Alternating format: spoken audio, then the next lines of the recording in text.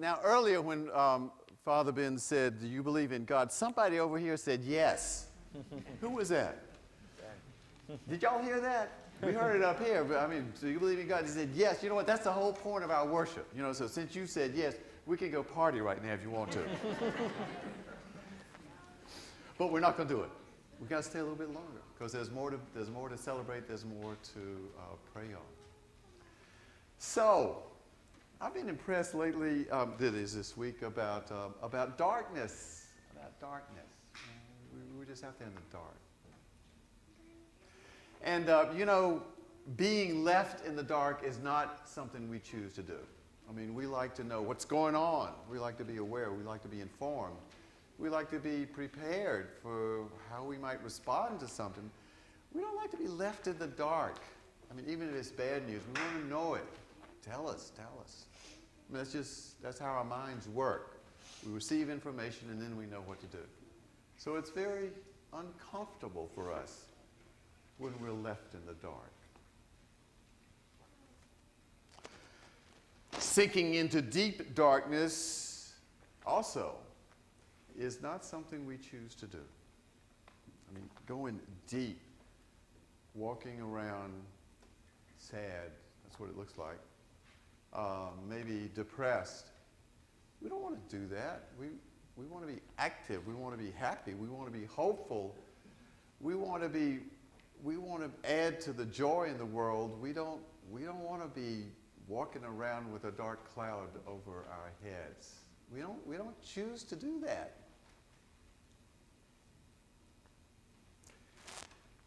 For darkness to settle down all around us. The earth was covered in darkness. For darkness to settle down around a community, we don't choose that either because it paralyzes us like a wet blanket choking us when we really want to get free and to be freed of that constriction. We don't really want to be hampered by that darkness.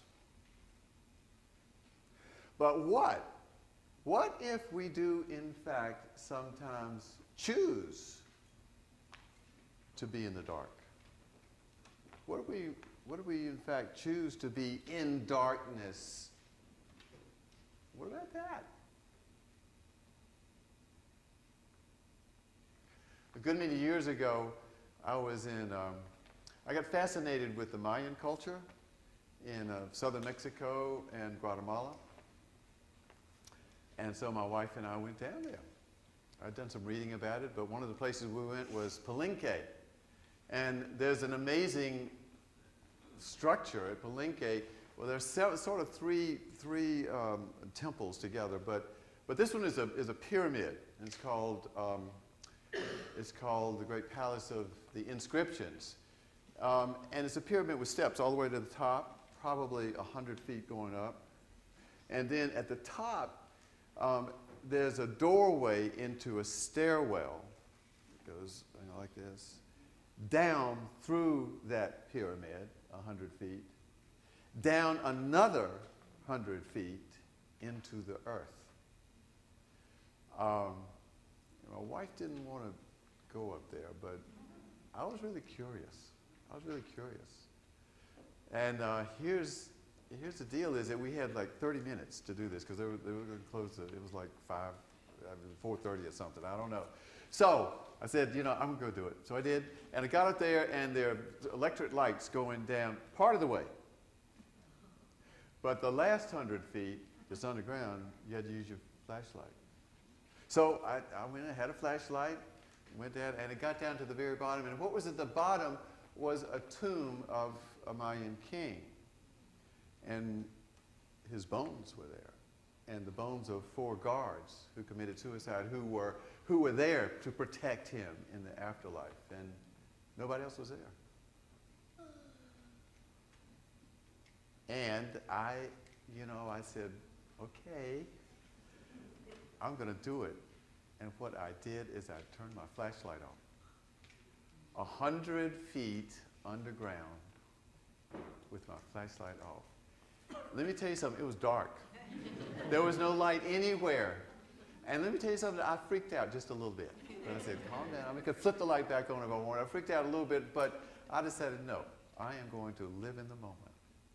And it was a very strange experience because in that darkness, I sort of felt connected to those people who lived in the 500, I mean, in the 5th century, Common Era. The people that were died right there. I sort of felt like not a member of the 20th century then, but about then. I sort of, in a strange, undescribable, unperceptible, perceivable kind of way, I felt that I was connected with those other human beings of the world. Then I turned the light on and came up 100 feet, another 100 feet, and then back, and I hugged my wife hard. It was an amazing experience. Let me tell you another experience. So in the fall of 2013, my wife and I moved out here to Orleans, and then I worked for another year and a half in downtown D.C., so I had to commute, but I could stay away from the rush hour. So I got home at late at night, usually about 9 o'clock at night. And after a few weeks, this is what I did. We lived on a road it's a dirt road called Kilkenny Road. And after having escaped the hustle and bustle of Washington, D.C., and even that of I-66, not even during rush hour, get on Leeds Manor Road and then a left onto Kilkenny Road, this dirt road. I mean, it was exciting because it was so peaceful. And what I would do is I would go for about a quarter of a mile on this dirt road with no other traffic. And I'd turn the car off. The engine, the lights, the radio, roll down the windows, and feel that cool night breeze going across. And hear some animals the sounds of some animals I knew and some that I didn't. And there I was in the darkness with woods on one side and a cornfield on the other side, and not much light. I mean, no street lights, not much light at all. And that was another kind of experience that was in the dark, and it was silent. And it was a way to sort of move from one experience to the other. We call it a liminal experience, a thin place, where it really felt sacred.